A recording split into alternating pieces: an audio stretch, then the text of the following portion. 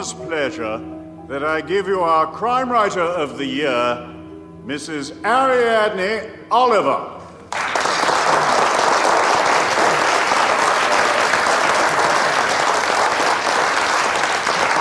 Surely you remember her? Celia Ravenscroft.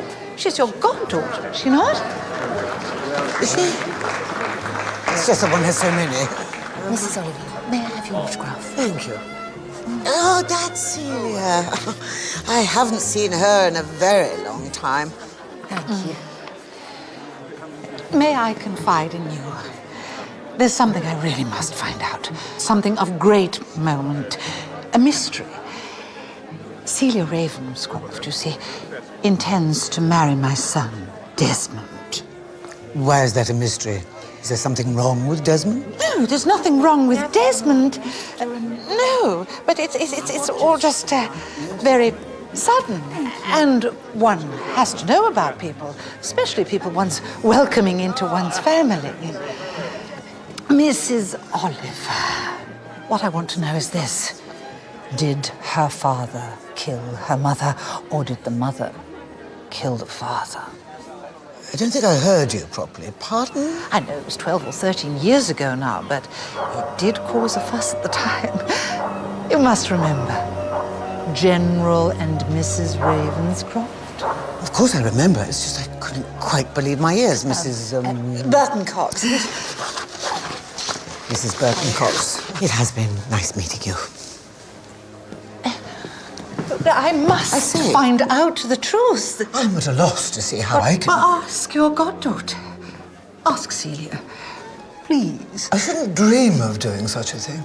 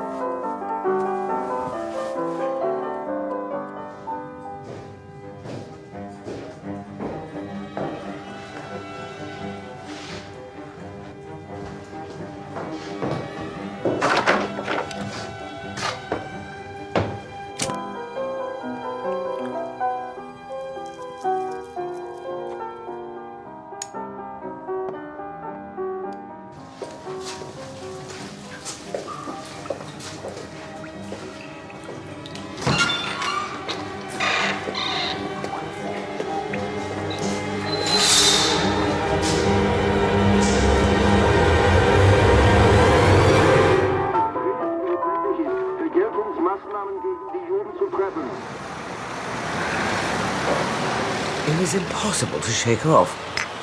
And now this frightful woman wants me to quiz Celia about it. What do you think she's after? Je sais pas. I don't really know what I should do. What would you do, were you me? That is a question most difficult, madame. I know how I, Hercule Poirot, would act in any circumstance, but how you would act, madame, I do not know that. I do not know that at all. Excusez-moi, s'il vous plaît.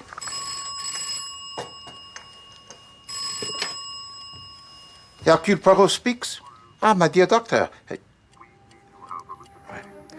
If Poirot can be of any assistance, he comes at once. Tout de suite.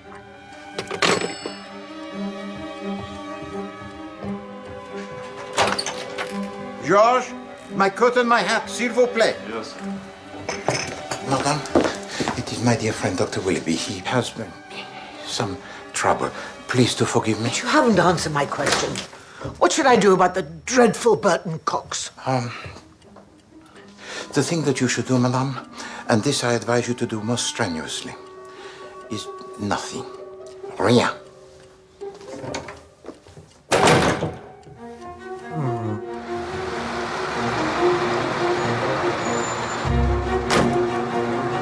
Merci. Thank you, sir.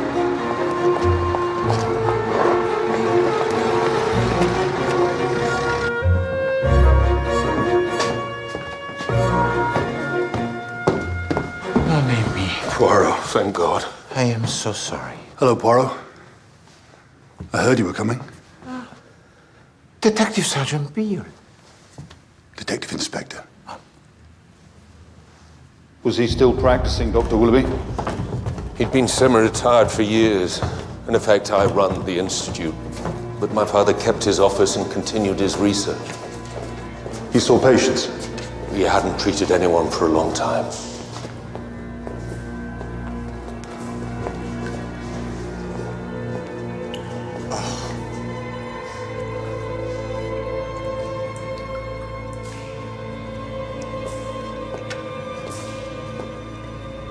This, it is how he was discovered? That's correct.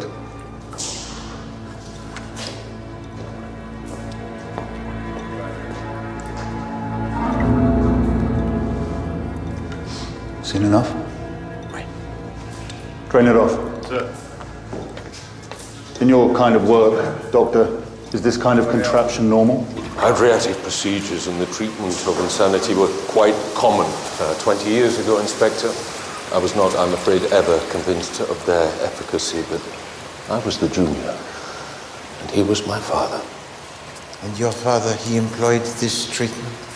He gave up on it in the end, concluded it was dangerous. Looks like he was hit on the head first.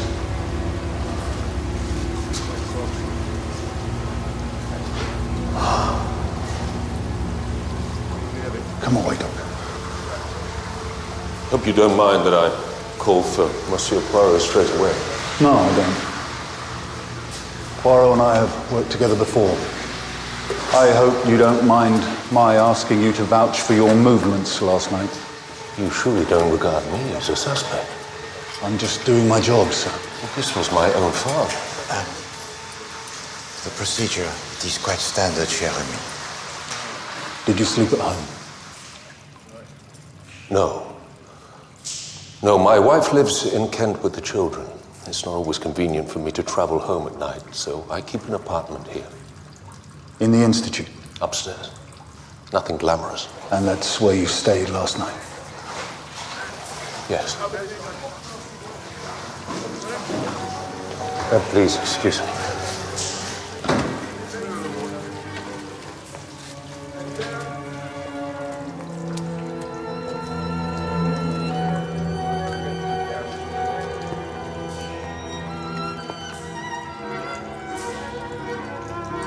Did you know your father was in the building? Oh, no, I had absolutely no idea. But he keeps strange hours. I mean, he kept. Dr. Willoughby, are you okay? There was a cop on the door. Please, don't be alarmed, Marie. This is my assistant, Miss McDermott. How was it? Who are these guys? What's going on around here?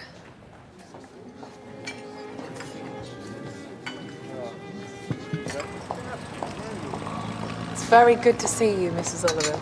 I think you should call me Ariadne. Thank you for coming. You said you worked nearby. Yes, it's the solicitor's office. Really? We have much to catch up on, haven't we, Celia? Must have seemed odd, my ringing up out of the blue. I haven't been a very conscientious godmother, I know. I don't remember coming to your confirmation. I don't remember having one. Oh, dear. But you sent a very nice check on my 21st birthday, so I would say your duties are done. Bizarre, though, I saw your photo in the paper this morning. Crime Writer of the Year. Now we're having tea. Yes. Well, you see, a woman came up and buttonholed me. She said, I believe you have a goddaughter named Celia Ravenscroft. Oh, was she a friend of mine? A Mrs. Burton Cox. She said she thought you might be going to marry her son. Douglas, is it? Desmond. Desmond? What does Desmond do? He's a pianist. Splendid. Making any money? Oh, God, no. He's still at the academy. He gets a recital now and then. Actually takes quite a while to become a concert pianist. Look, I don't know what you know, but I'm fond of Desmond. And he's fond of me, but his mother is something else entirely. What did she want? She thought that since you were my godchild, I might be able to ask you something. Something quite delicate. What she went on to say was, can you find out if her father murdered her mother or her mother murdered her father? For God's sake, how dare she? She actually said that. The beast. She thought I might know something about it. But the time I was on a lecture tour of America, and you were, what, 14? I was 12. I was good friends with your mother. We were finished together in Paris. But then I married and went somewhere, and then she married and went somewhere. And then your father was posted again. Was it Rhodesia? It was India, but I was sent to school in England. In the holidays, I boarded with a family in Suffolk. I hardly saw Mummy and Daddy until they retired to Eastbourne. But you weren't at Eastbourne when it... No. I was away at school. What can you tell me, Ariadne? Have you got any inside knowledge? No, my dear, I haven't. I know only what I read in the papers. No obvious motive. No sign of a quarrel. No evidence of attack from outside. Nobody knows. Well, that's just it. Nobody knows. I was shielded from it when I was young, but I think of it constantly. Please, please find out what happened. Not for Mrs. Burton Cox, for me. I have to know. Will you help me, Ariadne? I have to help Celia. The girl deserves to know. Yet I can't for the life of me see what to do. How may one discover anything years afterwards? I know you're busy, but will you help me look into it? Je suis désolé, madame. I have an affair of consequence to which I must attend. The matter of the Ravenscroft. It is in the past, and Poirot, he must march in the present. Give me one moment of your time. My friend Margaret Ravenscroft died a horrible death. I have to find out why. What should I do? Bien sûr. Madame, what have you told to me? A husband and wife who never argue, who live in complete harmony? Whoever has heard of such a thing? No. There was a motive. There is always a motive. And if the police, they could not find this motive at the time, then this motive, it is, how do you say it? It's unorthodox. No, the answer, madame, lies in the past. You must delve into the past. You say they live near to Eastbourne? You have acquaintance there? Well, then go. Allez-y, allez-y. Drive about, ask the questions, be the person with the nose. Oh, I see. And someone will remember something. Always someone remembers something. You mean elephants? Sorry, I was thinking of elephants at that dinner last night. With hesitation, I ask why. Because the meringue got stuck in my teeth. I see. Well, the pathway of logic, it is there somewhere. But... Meringue, dentures, ivory, elephants. Must find the elephants. Elephants can remember.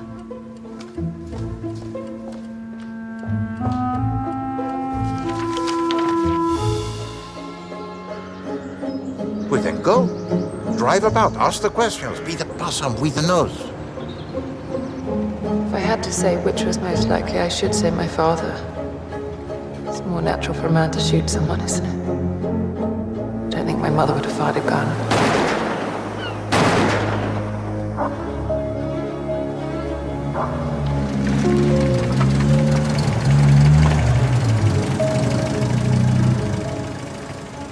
Who else was in the house when it happened? There was an old housekeeper. She was half blind and a bit deaf. Sometimes there was my aunt, and there was a foreign girl, an au pair girl. She'd been my governess when I was young. She'd come back to help Mummy, who'd been unwell.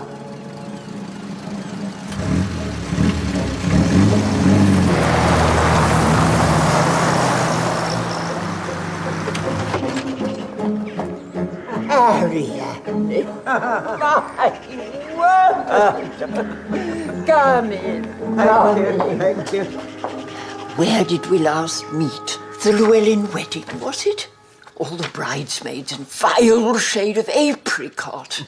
Funny the things one remembers. Bridesmaids, geldings, dogs. Other things one forgets. I saw my goddaughter the other day, Celia Ravenscroft. Remember the Ravenscrofts? The Ravenscroft. Wait a minute, that was that very sad tragedy, wasn't it? Yes, wasn't far from here. Oh, I never knew them in Sussex. Knew them in Amritsar, not in Sussex. She used to wear a wig, do you remember? Who? Margaret? Yes. She wore a wig. I don't know if she had cancer or was she just bald. She tried to persuade me to get one. Bit bloody hard in Amoritza. Awful business, though. At the time of the shooting, I was in America. Speaking engagements. You're so modern, Ariadne. No one else in my circle has speaking engagements. They only left the house to take a walk. They didn't come back for their dinner. Somebody or other found them dead. The revolver was lying by their bodies. Bloody hard on the dog, I thought. Rotten way to treat an animal. The revolver in the house? Military type. They often do. Fear of the natives, you see. Not usually a problem in Sussex, but... unfathomable things in everybody's lives. She was neurotic, always. Was she? Very nervy, didn't like India at all. Odd girl. Or was that the other one? I expect you heard the gossip. What was the gossip, Julia? He was writing his memoirs. She was taking dictation. Who? Margaret? No, the French girl. She was young and French. There was talk. People thought he might have shot his wife because he wanted to marry her. Then why shoot himself as well? Good point. I always thought it was more about Margaret. I can't help thinking there might have been a man. Why do you think that? The wigs. Sexual display. Mating ritual. I thought you said she had them because she was bald. Oh, she was pretty too. Legs. All I'm saying is one of them was having an affair.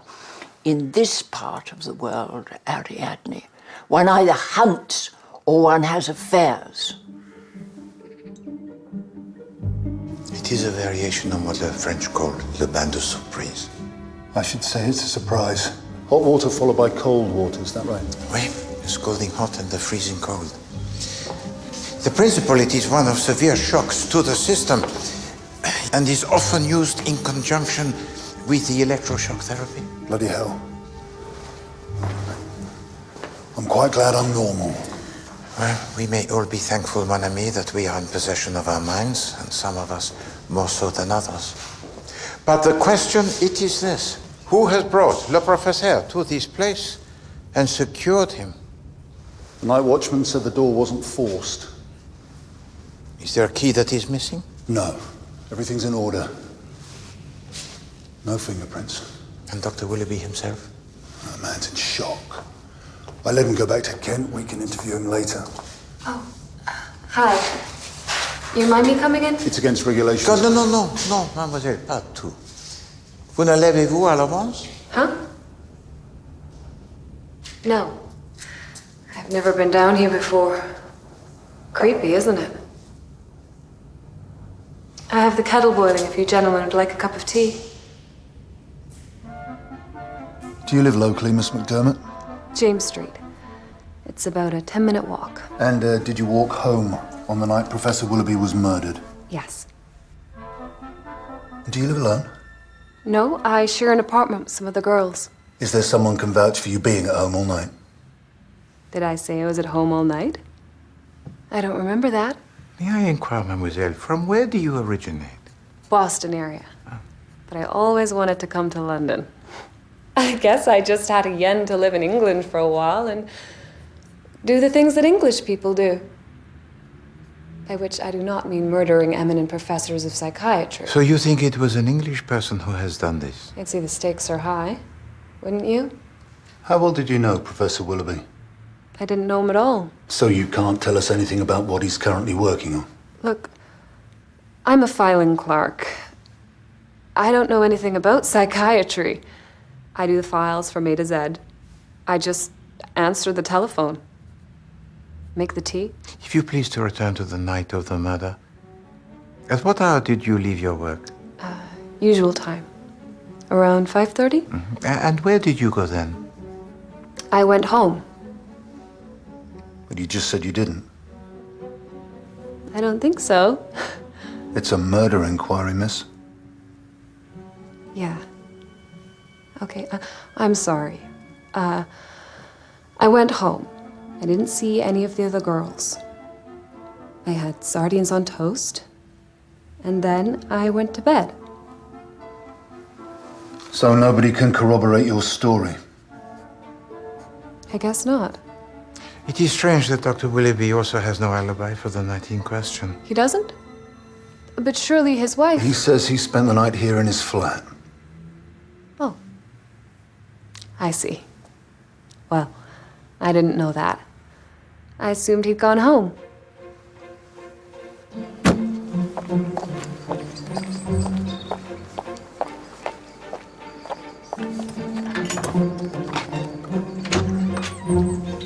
Does Nanny Matcham, Mrs. Matcham, live here? Who shall I say? Say, Miss Ariadne. Come in, Mum. Thank you so much. Well, well. It must be years. It is years, Nanny. What a lot of photographs you have. Yes, I have, haven't I? All my little boys and girls. All over the world I went. I know, Nanny. Where were you? In India? Simla, Hong Kong, Egypt. That time I came out to the Punjab, 20-odd years ago. Well, was it the Ravenscrofts you were with? Service family. Did you look after their children? No, not me. No, I was with the Barnabys. Here's your tea, Mrs. Matcham. Thank you, my dear. Of course, I knew the Ravenscrofts because they were great friends of the Barnabys. Were they? Yes, and the Burton Coxes. I'll finish that. I'll get on with the laundry, Mrs. Matcham. Thank you, my dear. You really are such a help. Did you say the Burton Coxes? Or did I mean the Carter Foxes? Well, you know who I mean. They were great friends, and everybody was very friendly out there. Did you by any chance meet the Ravenscrofts when you were on that visit? No, I didn't. What were they like? Well, they had that trouble. What trouble was that, Nanny? Oh, an awful thing happened. Oh. Did it? I heard they were a nice couple. Oh, yes, they were a very nice couple, and it was a shock. They said that she'd always been touched. And then there was that story of the baby in the river. Oh, took the babe from its pram and threw it into the river. Just threw it into the river. What was the trouble in Amritsar, Nanny? Well, she was in that mental place and they let her out. It happened all over again. What happened, Nanny? Well, they let her have them back, the boy and the girl. It was the boy this time. Of course, we all knew it was her. Who, Nanny? Well, whichever one of them it was. It's so lovely to see you again. I remember you when you had your little button boots and you followed me down the lane. They fell off a cliff, didn't they? Or something of that kind. Something of that kind, Nanny, yes.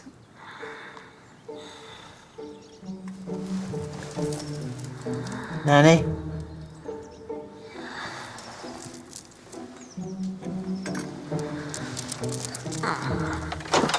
Mrs. Buckle, she's fast asleep. Perhaps you could... Oh, she likes her nap. Leave her to me. Thank you.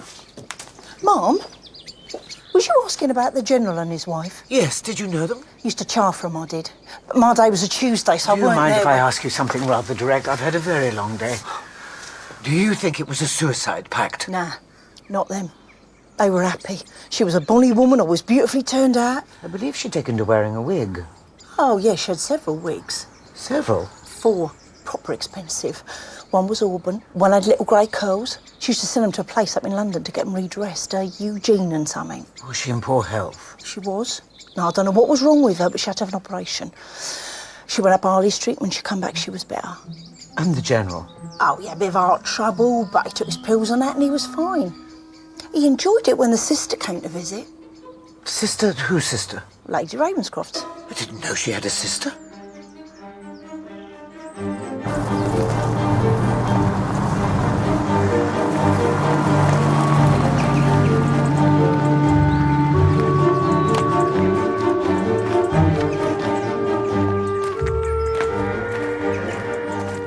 Sir, I appreciate this is a time of loss, but,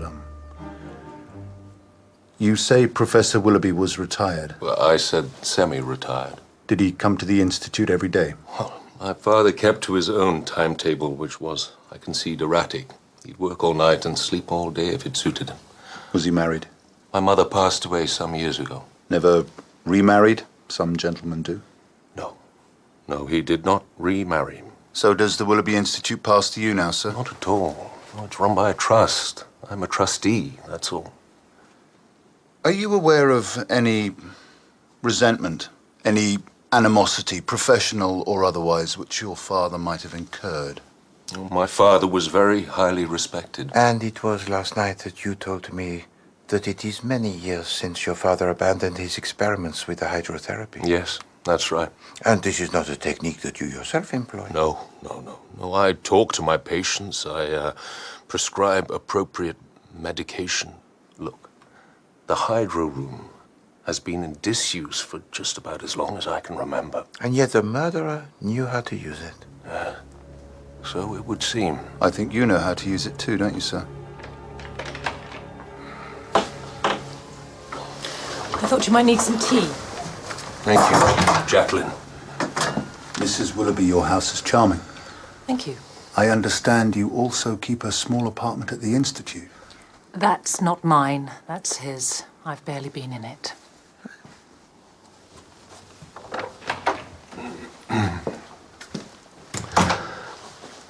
Sugar? It must have been someone quite strong, or more than one person, to have manipulated the professor into the contraption. Either that or he got into it voluntarily. Why on earth would he do so? Je sais pas. But it seems as though someone is giving him back a soupçon of his own medicine.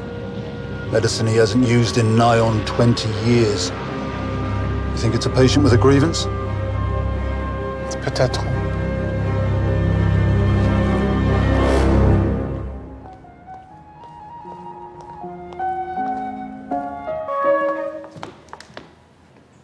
Celia, darling, we're rehearsing.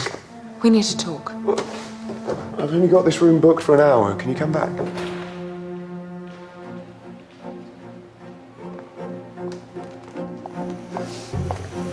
Hello. Inspector Beale, isn't it? Good evening, Mrs. Oliver. Are you well? I'm absolutely jiggered. I've spent all day driving around Sussex chasing elephants. Right. Well, good luck. No, you must think me a complete ninny. I don't mean real elephants, I mean people elephants. I'm trying to find out if anyone can recall anything of the Ravenscroft case. Eastbourne. The couple on the cliff tops. That was a curly one, wasn't it? It still is. I know the officer on the case. Bill Garraway. Retired now. May I have his number? Should have it here somewhere. Celia?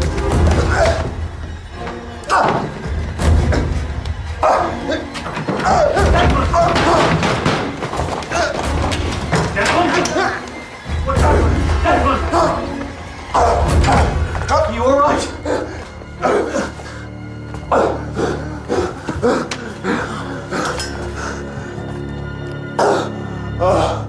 Oh, good strong black coffee, just what I need. These are all the people I interviewed. I wrote down everything that seemed pertinent, but it's such a muddle. The principal suggestions are these: that General Ravenscroft was writing his memoir of his India days, and that he was smitten with a young woman who acted as his secretary. The result being that he shot his wife because he hoped to marry the girl, but then was horror-stricken by what he'd done and shot himself. Or Margaret discovered the affair and then shot him and then herself. Oh, and Margaret had been ill, possibly cancer. It appears her hair had fallen out because she had several wigs. Oh, it just says here she had 4 wigs. 4. What do you think, madame? Do you think that seems a little excessive? Well, I do, really. I mean, you might have one and then an extra one for when you set the other to be dressed, but why did she have 4? I haven't got anywhere, have I? Yeah. I think it will always remain a mystery, madame. And now, I must set myself to consider the case of Professor Willoughby. I bid you good night. I even went to see my old nanny. She knew the Ravenscrofts in India. She was sure there was a mental case in the family. One of them, Nanny wasn't sure which, was unstable. One of whom? One of the sisters. The sisters? Margaret had a sister. Never heard of her before. She wasn't at Margaret's wedding. That's odd in itself, isn't it? Continuez de parler, chère madame. Well, she was in an asylum for years. It seems possible that she'd killed children. Even perhaps her own children. And then she'd had treatment, and then she was cured or paroled or released at any rate. She went out to Margaret in India, where there was another incident, again connected with children, which was hushed up. But might that explain what's worrying Mrs. Burton Cox? Insanity in the family? Oh, no. No, madame, that is conjecture merely. What you discovered in Sussex was merely the mirrors and the smoke, nothing real. No, madame, what is certain is that they were a couple who were devoted to each other and lived together happily. So why, on the evening of the most beautiful day, should they take a walk together along the cliffs, taking with them a revolver and a dog? What's the dog got to do with it? Je sais pas. But all of your elephants, they mentioned the dog. Why, yes. So tell me something that was said. Well, one of the elephants said that the dog was devoted to Lady Ravenscroft. Mm-hmm. Another said that it bit her. No, it is nothing. Merely an elephant remembering a dog. I can help you no further, madame. Pardonnez-moi.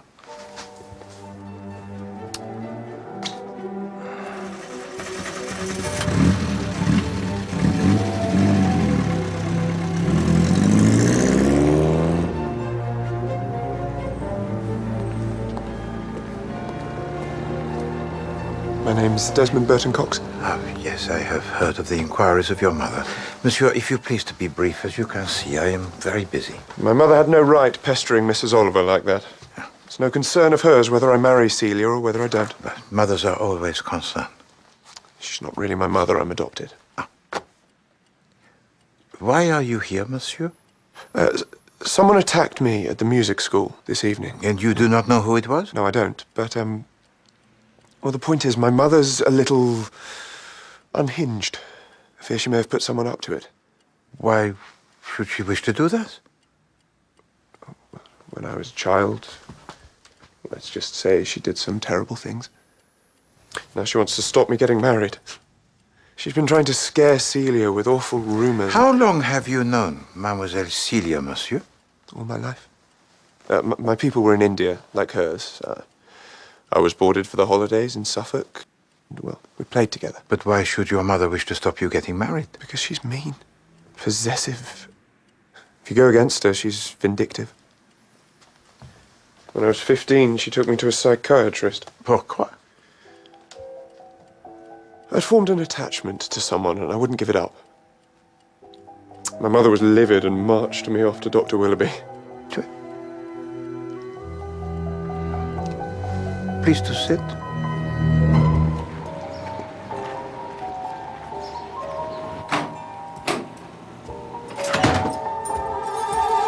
Darling, What the goddamn hell have you been saying?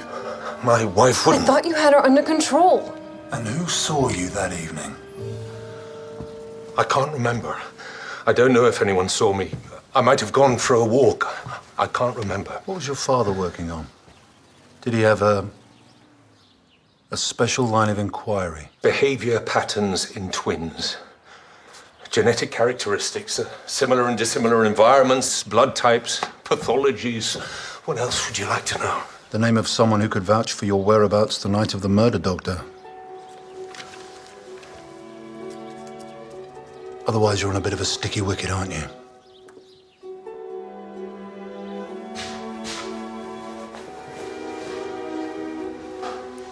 Hey. Got a minute? Pardon? May I exchange a word or two, Detective Inspector? If you would be so kind. Inspector Garraway, if you please to tell us everything that you know.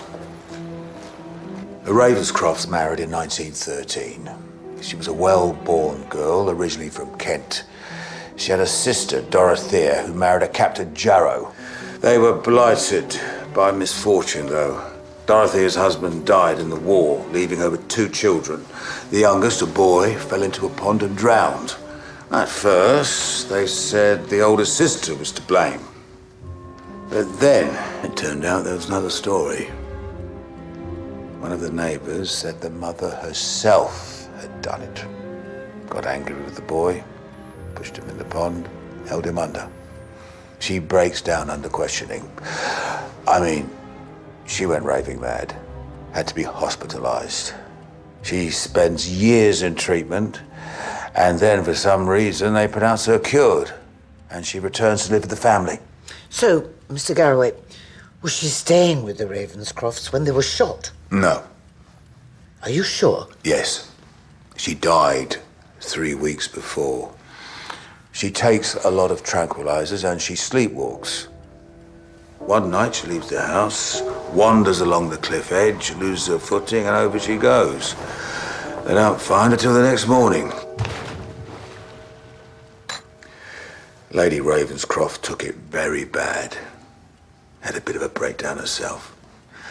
She spends a fortnight in the sanatorium, and then she comes back apparently better. 3 days later, she's dead. No one has the first idea of a motive then or now. The general has a good record, the wife is well liked. They play piquet in the evening, go for walks, no money worries.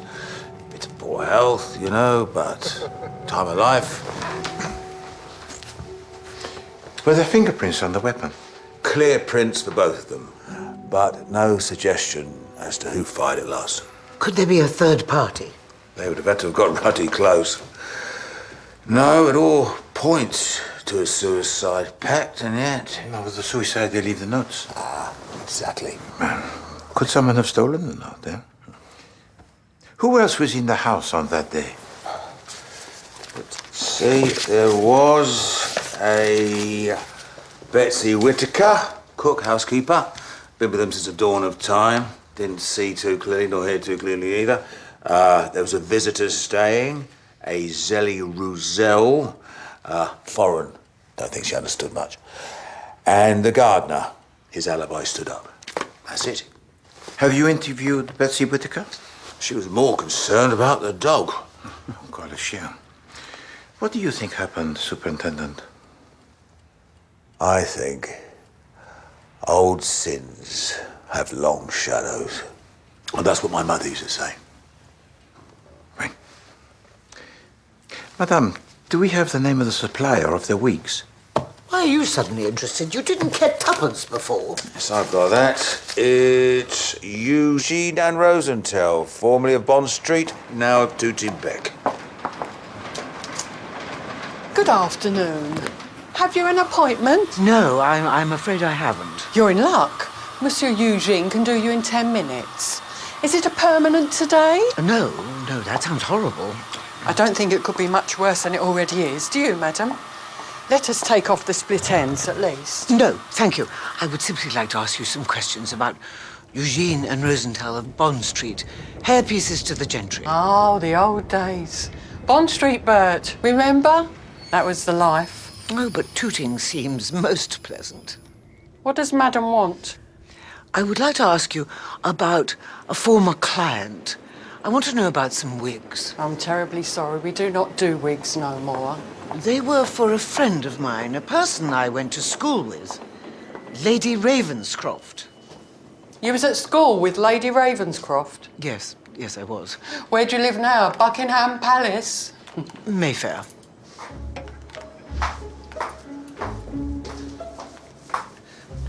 How may we be of assistance, your ladyship? Perhaps you remember the tragedy at Eastbourne 13 years ago. Well, I'm looking into it on behalf of their daughter, the Honourable Celia Ravenscroft. Oh, Lady Ravenscroft. Yes. She was so nice. And good looking, too. I remember reading about it in the paper. She had 4 wigs, didn't she? Do people often have 4? Most people have 2. Lady Ravenscroft had 2 to begin with, then she ordered extra. Did she come to Bond Street to collect them? No, I think it was a young lady, a French lady, come up and give us all the sizes and colours and styles.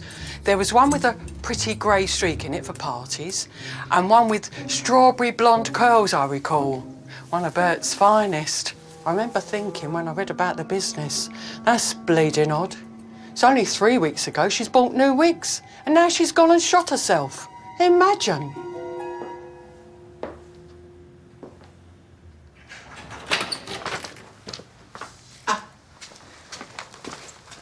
Mademoiselle Ravenscroft, Hercule Poirot. I assist Oh, sorry, Madame... who? I thought Mrs. Oliver was meeting me here. I see that Madame Oliver, she's been rather vague with her invitation. No, it is I that you are meeting, Mademoiselle. Please to permit. I am a private detective, and I assist Madame Oliver with her inquiries on your behalf. Please to sit, Mademoiselle. Thank you.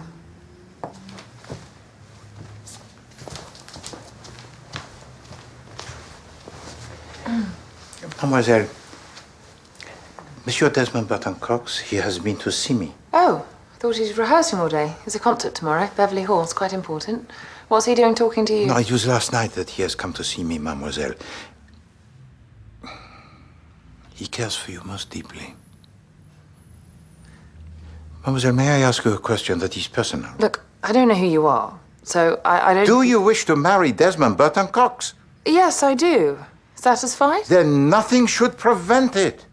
If you are in love with Monsieur Desmond Burton Cox, then that is all that matters. The rest of your life with Monsieur Desmond Burton Cox is all that you should be concerned with, n'est-ce pas? Is he well provided for financially? Excuse me, that's damned rude. Pardon. He has a rather pitiful allowance. But I have my own means, you know. I work for a living. Ah oui, bien sûr. This allowance, mademoiselle, it is something that his mother could withhold? What, do you mean she'd cut off the money if he marries me? I hadn't thought of that. Do you know who is his natural mother? No, I don't. Does he? I don't think so. He doesn't worry about it. He's not a worrying kind, really. No, but you are, mademoiselle. May we? You are. Tell to me, if you please, Madame Burton Cox, was she friendly with your late mother and father? Did you ever meet her as a child? Can you remember? No, I don't think I did. I know she was out in India, my people were too, but I was at school or holiday in Suffolk. In fact, that's where I met Desmond. In the care of a French girl, je pense. Yes, Zelly. Oui. Lovely Zelly. Look, whoever you are, if I'm going to marry Desmond and live with him forever, I need to know the truth. I don't want dark secrets in our lives. I want the truth. But the truth, mademoiselle, she can be cruel.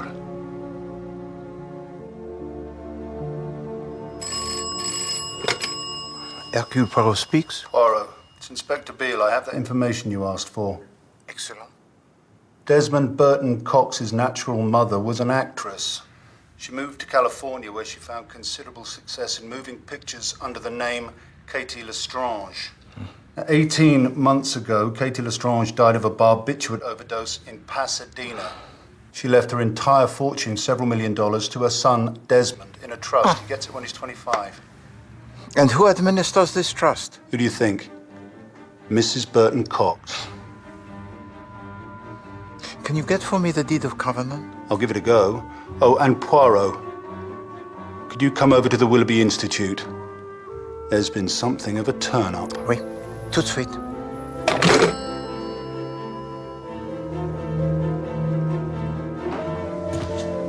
Miss McDermott, will you come in now, please?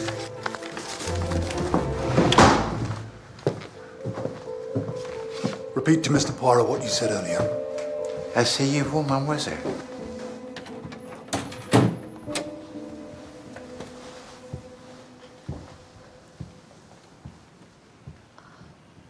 On the night of the murder, Dr. Willoughby was with me. Here, in his flat, in bed. He's a decent man. He's trying to save my reputation. But I can't stand by and see him swing for something he didn't do. And he was with you all of the night? Till dawn. Then we slept a little. Then I went home, had a bath, and came back to work again. It must have been at that time that the night watchman raised the alarm. David, Dr. Willoughby, elected to keep his mouth shut for my sake. But he's a fool.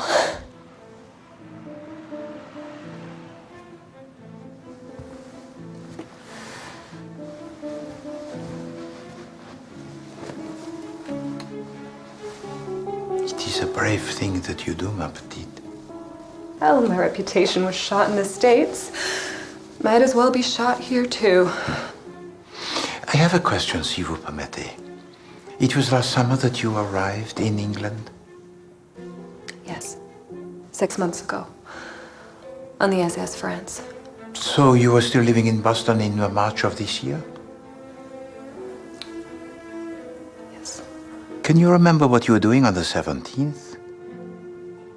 The 17th of March? Oui.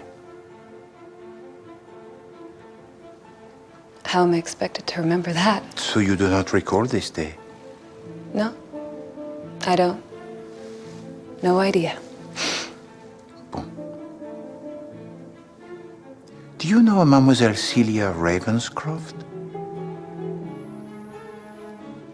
Never heard of her. Who is she?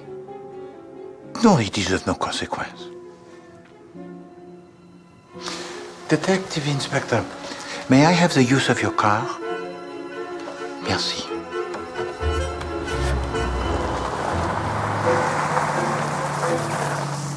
I'm not exactly proud of myself, Poirot. No. Things are pretty awkward around here. Somehow Jacqueline seems to have found out about the whole wretched business. You asked her to perjure herself in court and she would not? I'm afraid that is correct. Now, Mademoiselle Marie McDermott, she provides you with the alibi and you are no longer the suspect. She said something about the dictates of her conscience. She's quite religious, you know.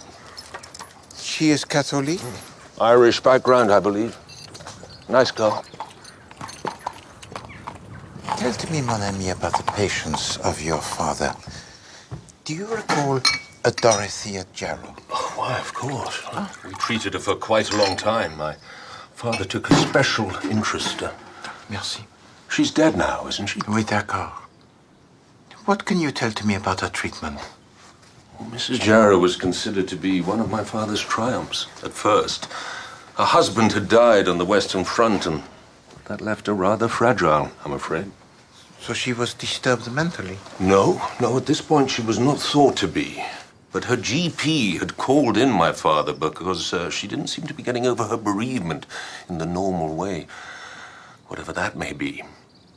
Now, to my father's eyes, Dorothea's condition presented very decided dangers. She was prone to mood swings and acts of violence. He thought she should be kept under observation, and he was proved right, because then the first incident happened. Why, a boy he has drowned. Yes. How did you know? According to Mrs. Jarrow, her elder child, a girl, had attacked the younger, a little boy. She said she hit him with a spade and he fell into an ornamental pond and drowned. At first, Mrs. Jarrow's version was believed, and then other stories started to emerge. A housemaid, a telegraph boy, both said they saw Mrs. Jarrow push her son into the water and hold him under. Now, the court ruled that Mrs. Jarrow should be committed to secure psychiatric care, and she was.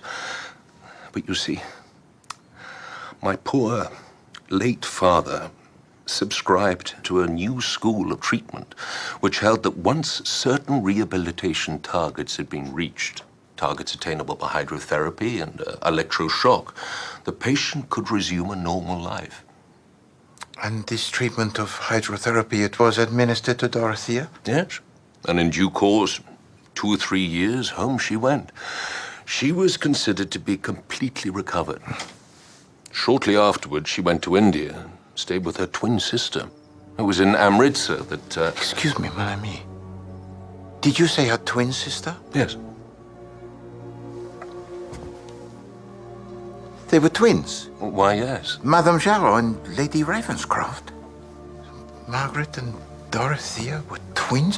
Why has no person told me this? But this was my father's special area of research. I thought you knew. No, He was an authority on twins.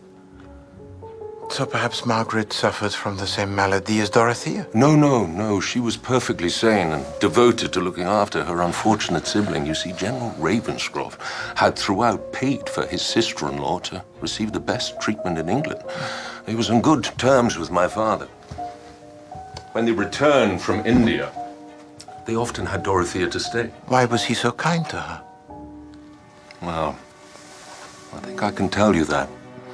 When he was a young subaltern, Dorothea was considered a fabulously beautiful woman. Mr. Ravenscroft fell in love with her. And then I think he caught a glimpse. Saw behind the eyes the danger zone. And so, he proposed to Margaret instead. He marries a sister, but he's in love with them both. The devil. Well, Poirot, he owes to you an apology, madame. He is imbecile. I see now that the two cases are connected. There is a point of convergence which links them. Oh? What is that? The Willoughby Institute.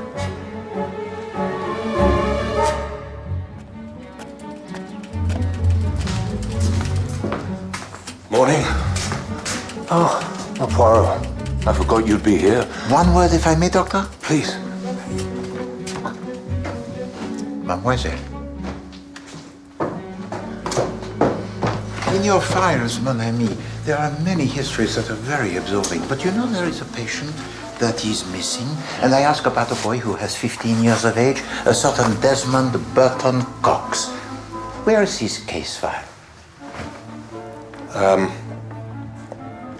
There is no case file, Poirot. No, but the boy, he has been brought to you many times. Yes, he was, but I saw him unofficially. I took no payment, and so there is no file. You took no payment? Well, not in the usual way. I'm sorry, I do not understand. She had no money. Poirot, look, self-control is not one of my stronger qualities. I just have to live with it. I see. But I only ask about the boy, Desmond. What was he like? Remarkable power of recall. The smallest details of his childhood were easy to surface, but lacking in self-confidence. And I believe that he had an interest that was almost obsessional in, I do not know who, a woman or an older man? A French woman, I believe. Zazie or Susie. She was 25 or so at the time, and he 15. La. Would you say he was in love? I would say so, yes.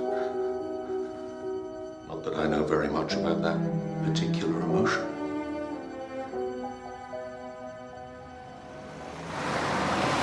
I've spoken to my goddaughter, Celia. Have you? Oh, good. What did she say? First, there's someone I wish you to meet. Mrs. Burton Cox. This is Monsieur Poirot. Monsieur Poirot is my assistant. Enchanté, madame. Is he French? I can't stand the French. No, madame, I am Belgian. You have concerns about the marriage of your son Desmond with Mademoiselle Celia Ravenscroft? That is so. But young people today, they rush into things. But it's important to know the background, don't you think? The psychological background. Well, there are certain risks that one might not wish to take. But the persons taking these risks are Celia and Desmond, not you, madame. Beg your pardon? Desmond, he is not your son by birth. Oh, what's that got to do with anything? And when he was young, did you take care of him personally? Well, of course I did. Mrs. Oliver, please. You must have had some help. Help? Why would I need help? I'm his mother. Perhaps in the holidays. Oh, well, yes, of course. In the holidays, he went to stay with some people in Suffolk. Right. And in Suffolk, he was in the care of a French girl, Zélie Roussel. I've had quite enough of this. Goodbye. What occurred between Desmond and Zélie Roussel, madame? Do either of you have the faintest idea what it's like? When your own child takes one look at you and starts to scream, and after a few months with that beloved nanny, I could do nothing with him. She's a devious little baggage, and I made jolly sure to intercept her letters later on. He's my son, and I will say what happens to him. Ladies and gentlemen, 5 minutes till the start of the recital. Mademoiselle Celia. Mademoiselle, do you know, and please to forgive me, but how it was that Aunt Dorothea died? Yes, I do. And your cousins, the little girl and the little boy who was drowned, huh? We tended not to speak of them. But perhaps they were also looked after during the holidays by your au pair Zélie. Oh, no. Zélie just had me and Desmond. But she returned to assist your mother at the end, Yes.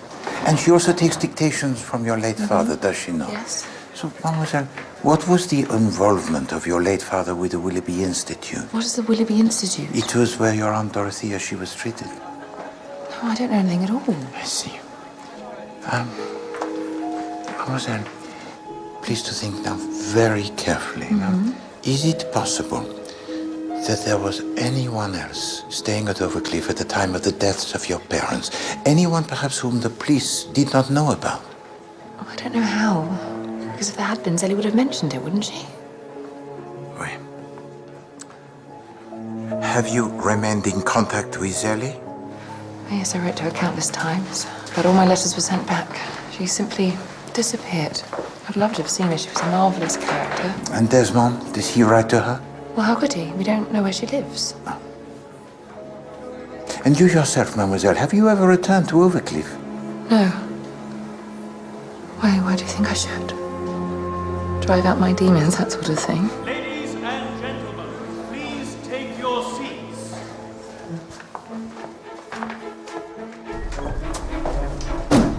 Oh, dear. Madame Oliver. I'm so sorry. It's just that they're in and seated. I'm so sorry.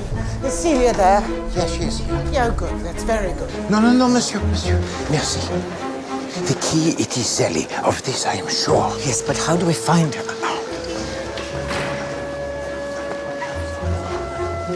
Miss Ravenscroft, good of you to come. Look at all those diamonds.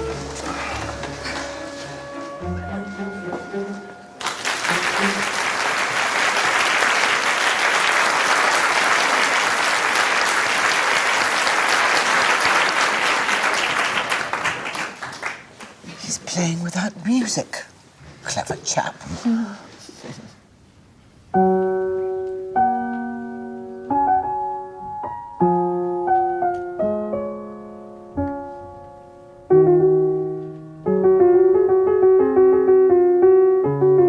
There was a foreign girl. She'd been my governess when I was young. She'd come back to help Mummy, who'd been unwell. I'd formed an attachment to someone and I wouldn't give it up. After a few months with that beloved nanny, I could do nothing with him. We don't know where she lives, but all my letters were sent back. She simply disappeared.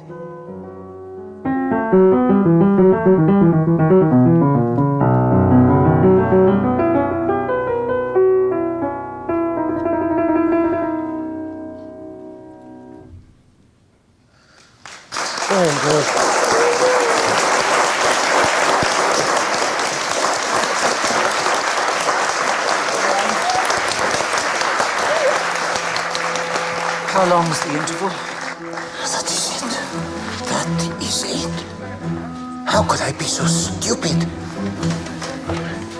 Enjoying it, Ariadne? There's a first half and a second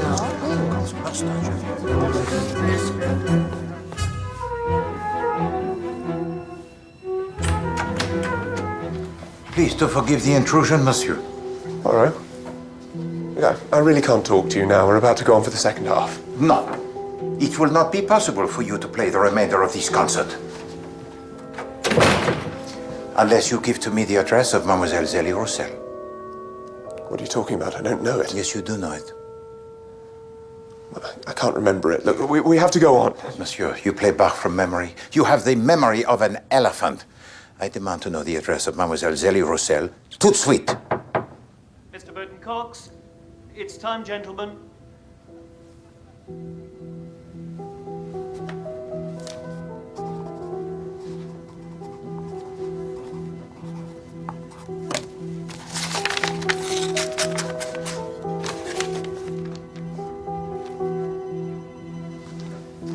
Merci, monsieur.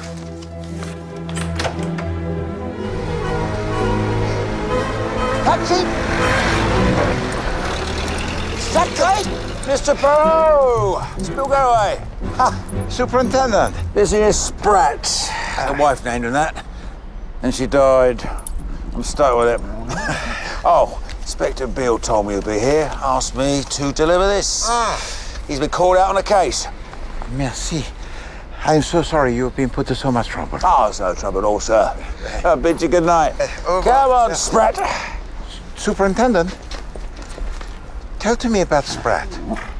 Does he bite? He bites his own backside, mainly. Not exactly clever.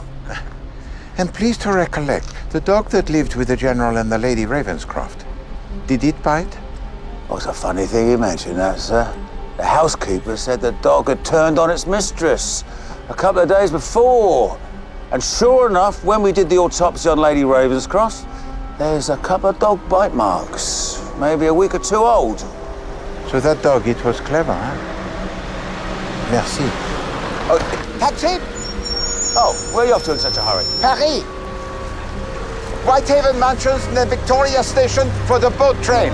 En vitesse! You are, Governor.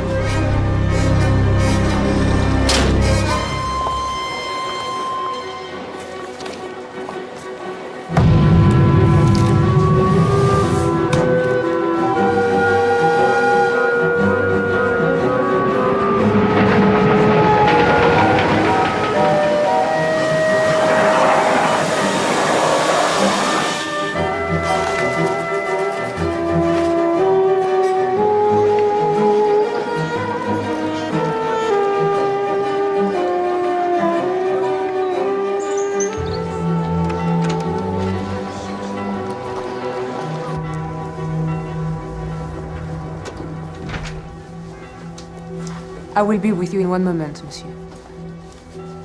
Merci. It was a pleasure.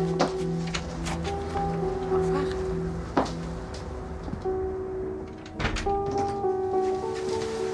Hercule Poirot. Do I have the honor to address Mademoiselle Zélie Roussel?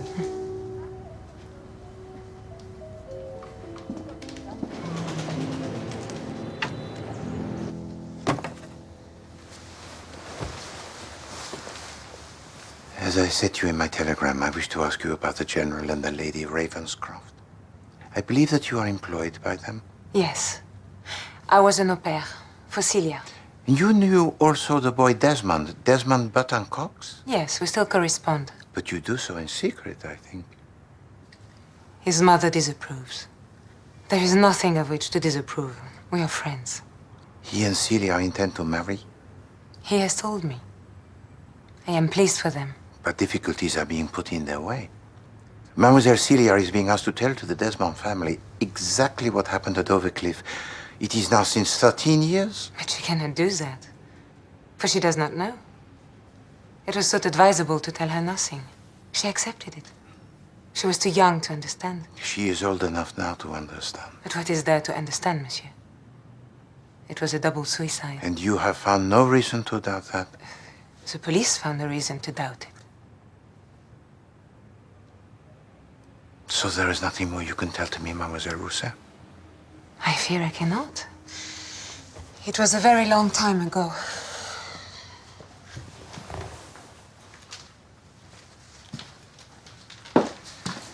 For how long were you living at Overcliff before their deaths?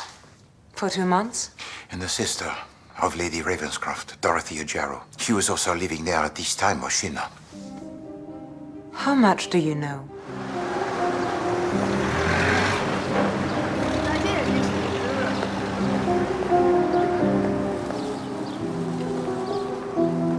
It has to end. You understand that? Yeah. It always ends. I'm so sorry, my darling. Guys like you are always sorry. But guess what? I'll be okay. May I help you? Yes, thank you. I wonder if you can. I wanted to see if there was anything in your files pertaining to the treatment of Mrs. Dorothea Jarrow. Could I ask what business this is of yours? She was my aunt. I'm Celia Ravenscroft. I think something funny's going on. Sure. Okay. Why don't we take a look? Dorothea Jarrow had been treated for the mental illness, but had shown some improvement, n'est-ce pas? Yes. And it was so beneficial for her to spend some time in a normal family home. And Dorothea and Margaret, they were fond of each other? There was a bond between them.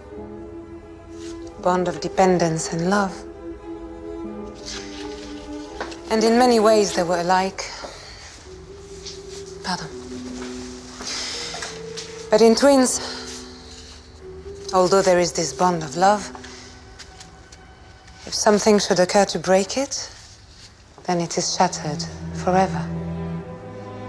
Oh, yes, I know. And love, it may easily turn to hate. And it is easier to hate where you have once loved than to remain indifferent. Do you speak from experience? Tell to me about Dorothea Jarrow. She lived in a state of terrible strain. She had had some advanced therapy, but it seemed not to do much good. She was never happy. And she had a great aversion to children. Oh, oui. And that led to incidents most serious, n'est-ce pas? I heard what happened in her early life. I heard what happened in India. Oh, I have no first-hand knowledge of that. No, but there are events of which you do have the first-hand knowledge, are there not? Isn't it better to leave things when at least they have been accepted? Mademoiselle, what happened on that day at Overcliff? It could have been a double suicide, it could have been a murder, it could have been one of a number of possibilities. But from what you have just said, from that one little sentence, I consider that you know what happened on that day. And you know what happened in the weeks before. I cannot tell you anything. I'm sorry. Was there someone else at Overcliff? Someone of whom the police know nothing? No.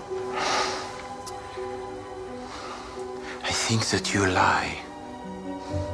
The General Ravenscroft was at first in love with Dorothea. Then his affections, they change. And he marries her twin sister, Margaret. Mademoiselle, what do you suppose that has done to Dorothea? I suppose that it has destroyed her, monsieur. And the General, he has realized? Yes. He knew. He had a good heart. And you are also in love with him, I think. You may not speak to me like that. No, but Mademoiselle, I do not say that you had a love affair. I say only that you loved him. One can love and serve and still be happy. Even if one is not loved in return. But you did serve him, Mademoiselle.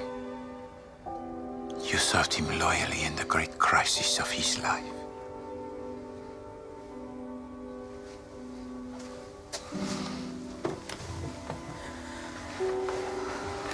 Mademoiselle, tell to me what happened.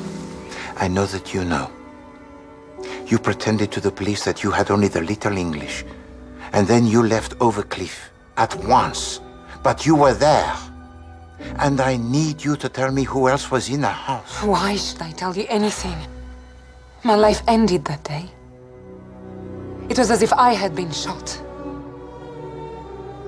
I have hidden myself away. Here in a back street in Paris, look at me. I've had no life at all. Why must I speak now? Because you have a heart, Sally. And because Celia and Desmond, they need to know.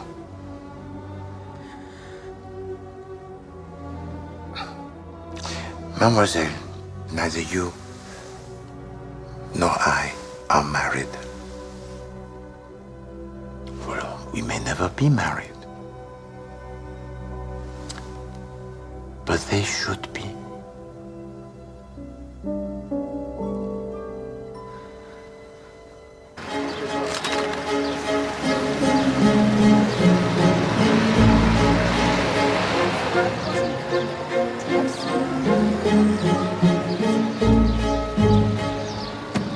I do hope you had a nice time in Paris. I've been to the shipping office. Here are the records you wanted. Merci, madame.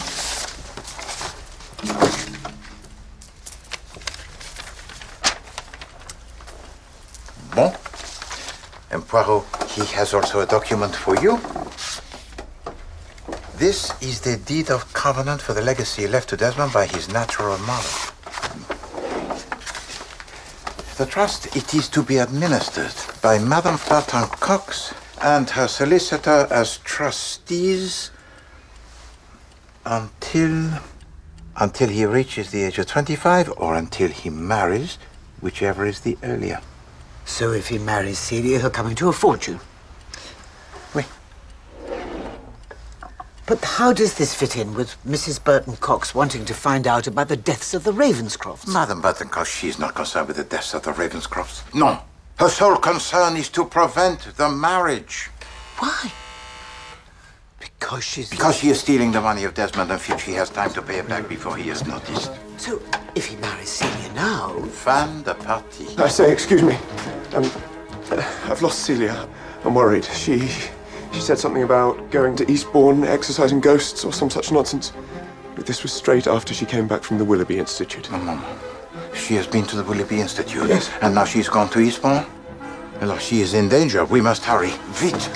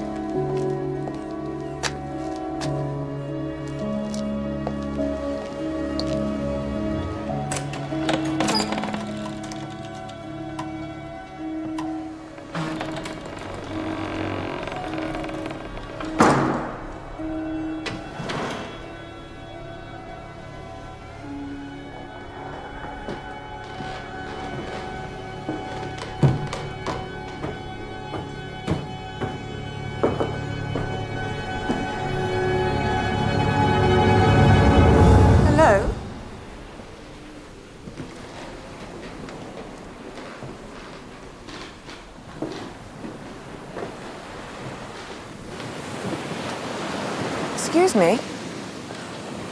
Excuse me? What are you doing here? Why are you...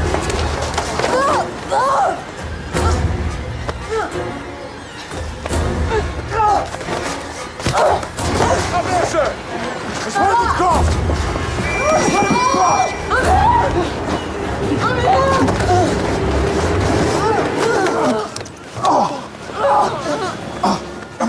It's all right. We've got you. You're under arrest! It's all right. That's all safe. All safe.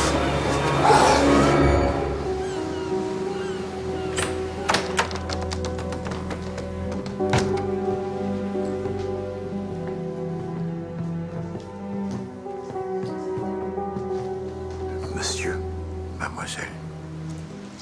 The question to be put it is this.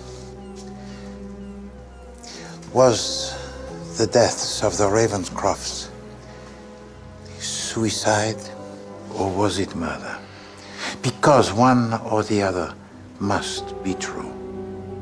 But Poirot, he says to you that both are true. And I fear, Mademoiselle Celia, it is a tragedy of two people who loved each other and who died for love. And it will be hard for you to hear. I'm ready.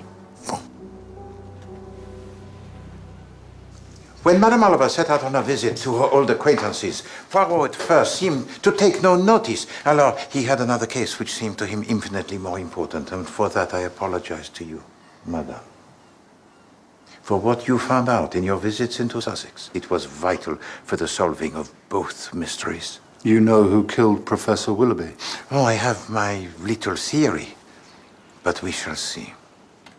When I learned that everything it was pointing to the Willoughby Institute, I looked at the evidence in the notebooks of Madame Oliver, at these recollections, at these elephants. And at first they seemed to have no value, but everything has a value. Everyone remembers something. And so I take from one informant one detail, from another, another. And so we have, first of all, the evidence of the wigs. Wigs? Oui. We learned that Lady Ravenscroft, she had 4 wigs. 4. Now, this for Poirot was a puzzle, huh? Thank you, Sally. We know that on the day that she died, Lady Ravenscroft was wearing the wig with the curls of the color of the strawberry blonde. Why is that significant? She might have been wearing any of them. We have right idea, mademoiselle, but you see, we also have the evidence of the dog. Dog? What dog? Oh, no, please, Mademoiselle Celia, be patient. This dog, it is devoted to its mistress. But in the last few weeks of her life, this dog, it has bitten her more than once. You mean the dog knew she would commit suicide? No, it is much more simple than that.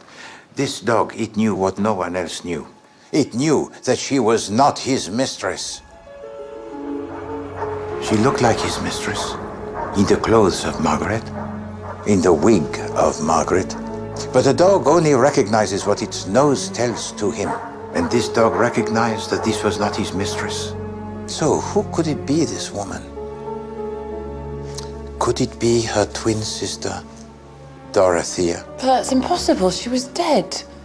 But now I come to something else that was brought to my attention by Madame Oliver. The knowledge that Lady Ravenscroft had recently been in a hospital or a nursing home. It is believed that she suffered from cancer. This I learned from the evidence of Julia Carstairs in your notebook, Madame. And so her visits to the hospital pass unremarked. I don't think Julia Carstairs knew what she was talking about. But it does not matter, Madame. Because the General Alistair Ravenscroft, once he rejects Dorothea and marries her sister, Dorothea, she becomes very jealous, and her life, as you say, well, it goes from the rails. And we have reason to believe that 1 and possibly 2 children died at her hands. And the General, having the feelings of guilt so terrible, pays for her to have treatment at the Willoughby Institute. Are you saying, sir, that the mad aunt shot the Ravenscrofts? No, monsieur. That is not my solution. Mademoiselle Celia, I hope you will not be too dismayed by the truth. It was Dorothea who killed your mother. Often they would go for a walk together in the evenings. But one evening, she returned alone. She must have run off. She doesn't run off, Dorothea. She's my wife. What have you done with her? I think we should look. You're right. Where were you walking? Where we always walk. Something has happened to Margaret. Come on, Sally.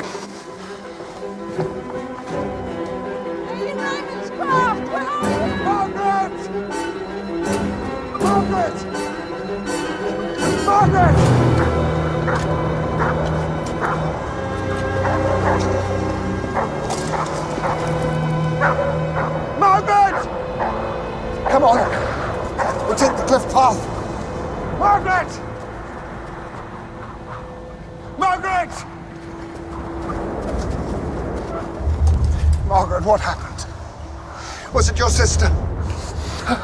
It isn't her fault, Alistair. Damn her! What did she do? She pushed me. She doesn't know what she's doing.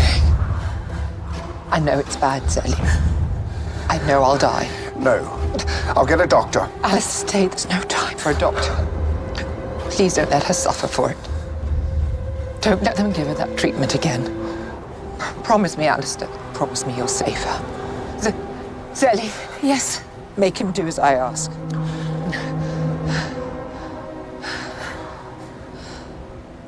I promise, Margaret.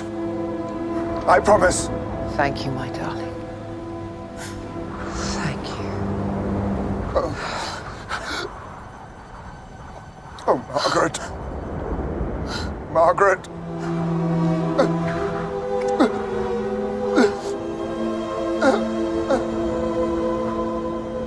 Celie wanted to go for help, but the general, he said no. I made a promise. I must keep it. He decided what he would do. And he asked Zelly to help him. Forgive me, my darling. Forgive me.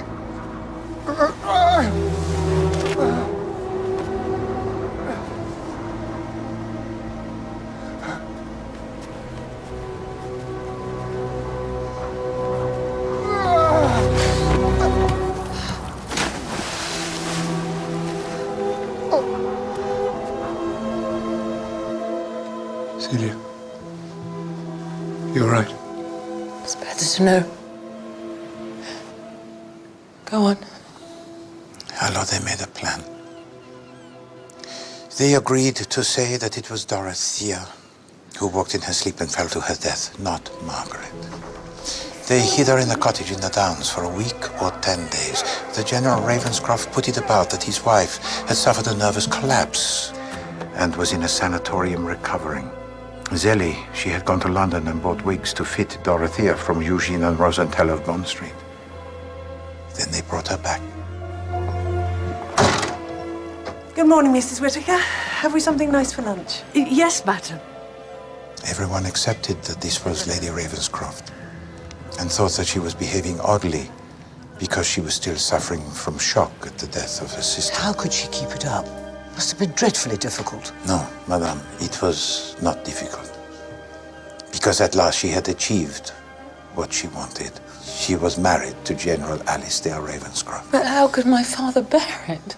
As I said, he made a plan. Miss Elliot, today is your last day of work. I'm sending you back to Paris. You cannot do that. I can, my dear, and I will. You've given sterling service, but I do not want you mixed up in this, not anymore. Enough is enough. There. There. There. Zelly. Come.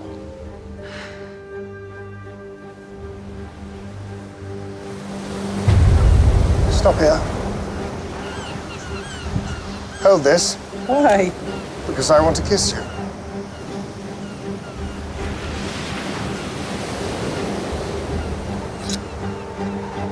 Goodbye, Dorothea. Where are you going? Hell, I expect. This is for Margaret.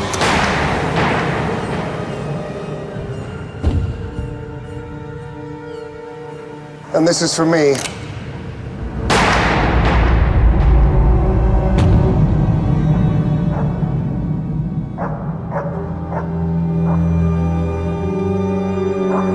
He had to keep his promise to his wife. And he did. I am so sorry, Mademoiselle Celie. Bring her in.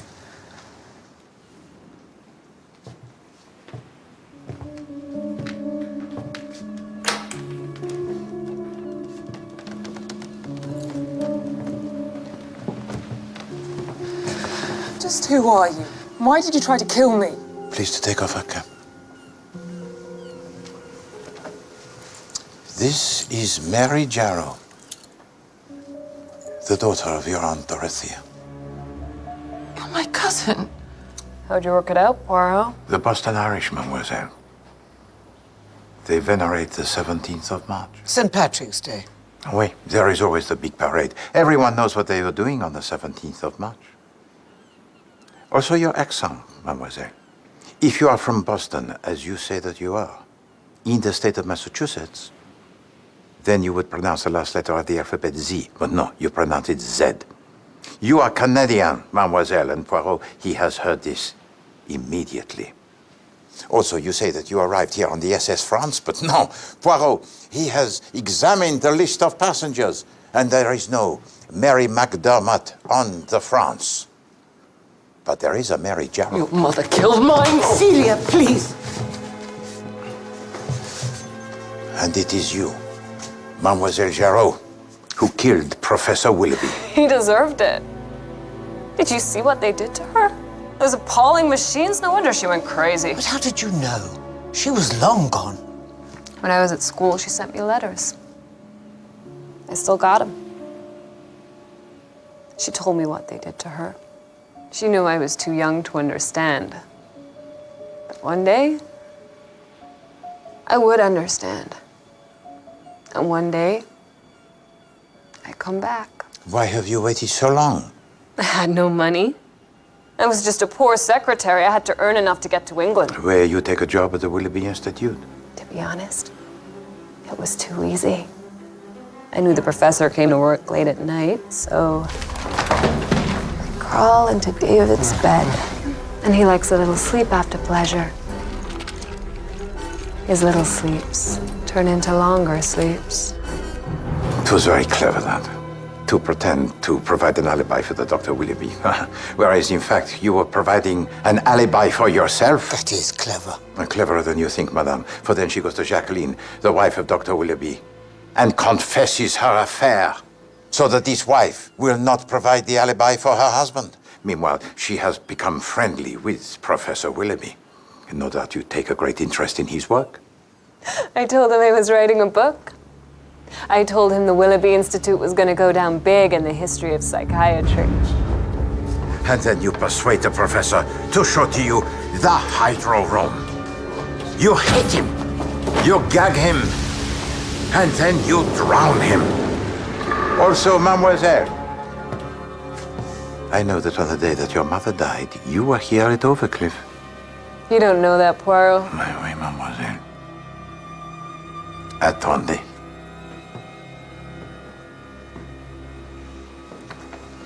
Here is my proof. Oh. Sally. Sally.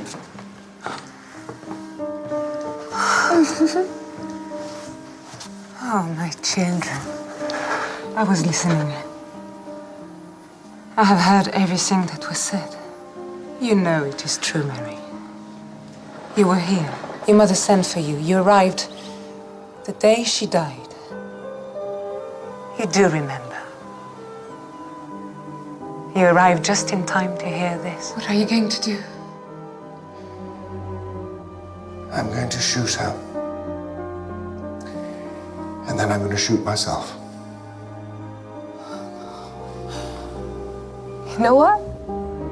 I have this overpowering feeling that that's against the law. Just shooting someone, just killing them. If I could have killed him over again, I would. Or was it you who tried to strangle me? All I wanted was to punish her, ruin her. Why should her life be happy? Mine wasn't. Mademoiselle Roussel. As soon as I knew what the general was about to do, I took Mary away very quickly. I thought her life would be intolerable if she stayed.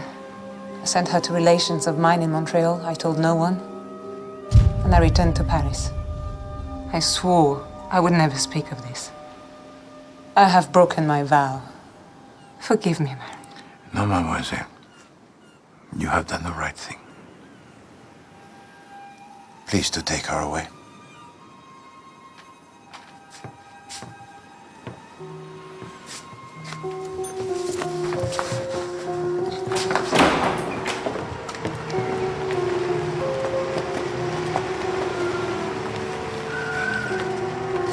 Desmond?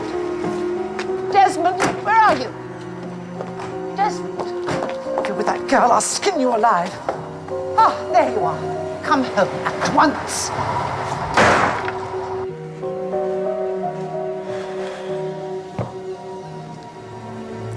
I hope you do not blame me, mademoiselle, for asking for your help. No, monsieur. I am glad. Look. Now they will have their future.